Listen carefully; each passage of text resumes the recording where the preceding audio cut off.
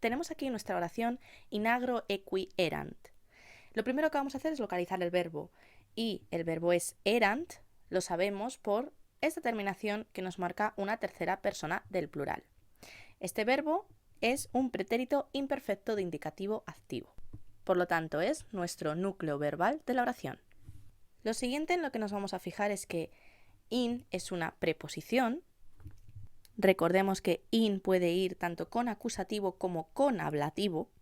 Va a ir con un acusativo cuando el verbo sea un verbo de movimiento y va a ir con ablativo cuando el verbo sea un verbo que muestre una posición. En este caso, el verbo erant no muestra ningún movimiento, así que seguramente no va a ser un acusativo, va a ser un ablativo. Ahora vamos a mirar el resto de palabras, vamos a buscarlas en el diccionario para que nos digan a qué declinación pertenece cada una. Vamos a fijarnos en ese enunciado. Bien, ya las hemos encontrado. Ambas palabras son de la segunda declinación. Recordemos que la segunda declinación, el nominativo y el vocativo, tenía varias maneras diferentes de realizarse. Podía ser us, podía ser o podía ser ir, y para el vocativo podía ser podría ser o podría ser ir. Podéis ver los vídeos de las declinaciones de cómo estudiar cada una para poderos aprender bien esto, ¿vale? En este caso las dos son de la segunda declinación. Sabiendo esto ya podemos empezar entonces a declinar, a realizar todo el análisis morfológico. Ya las tenemos analizadas.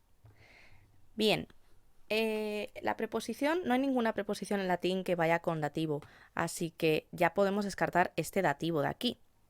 Y ya solamente nos queda ese ablativo, que coincide con lo que hablábamos antes de que esta preposición va a ir con un ablativo cuando el verbo no muestre ningún movimiento. Seguramente os preguntéis, si no tenemos que acudir a la traducción hasta el final, ¿cómo sé yo si ese verbo es de movimiento o no? Porque a lo mejor, ahora viéndolo, vemos que el verbo erant es un verbo sencillo de reconocer porque se parece mucho al del castellano. Pero si tenemos otro que no reconozcamos, ¿cómo podemos saber entonces si eso es un verbo de movimiento o no sin acudir a la traducción? Cuando busquéis en un diccionario, vais a ver que de los verbos no solamente os van a decir si es transitivo o intransitivo, sino que os van a venir también muchos ejemplos diferentes de oraciones. Ahí es donde vais a ver que los ejemplos que os ponen de ese verbo van a ir con preposiciones de este estilo, preposición in, que puede tener esta doble manera de realizarse, ¿no? Y os vais a encontrar que ese verbo va a ir con una preposición que siempre escoge el caso ablativo. Esa es la manera de mostrar que el verbo no es de movimiento. Así que in agro va todo junto, preposición con ablativo. Complemento circunstancial.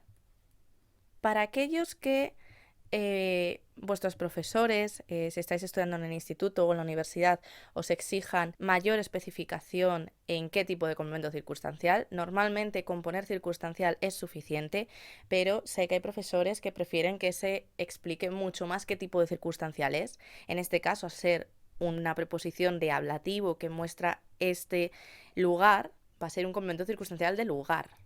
Y ya solamente nos queda equi.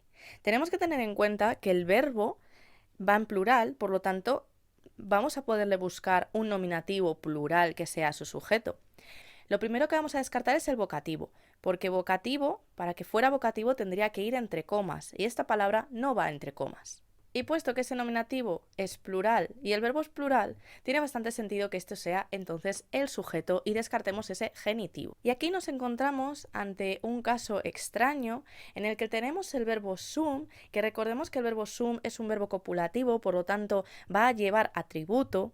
Aquí tenemos un caso en el que el verbo sum no lleva atributo. Cuando el verbo sum no tenga atributo, vamos a traducirlo por el verbo haber o existir.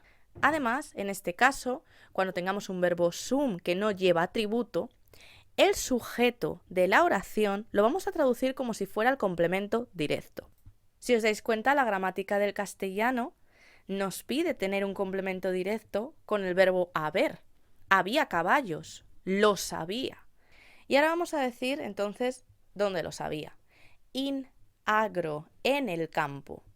Por lo tanto, para hacer un pequeño resumen, El verbo sum, cuando no lleva atributo, lo traducimos por haber o existir y el sujeto va a ser el complemento directo de la oración en castellano. Ahí arriba a la derecha os he dejado el esquema. Si os dais cuenta, la oración en castellano, caballos, es el complemento directo del verbo haber.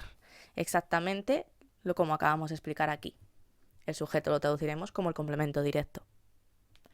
Y hasta aquí esta oración. Dejadme saber en los comentarios qué os ha parecido, si os ha resultado muy difícil, si os ha quedado alguna duda sobre esto y queréis que haga más oraciones así en el canal.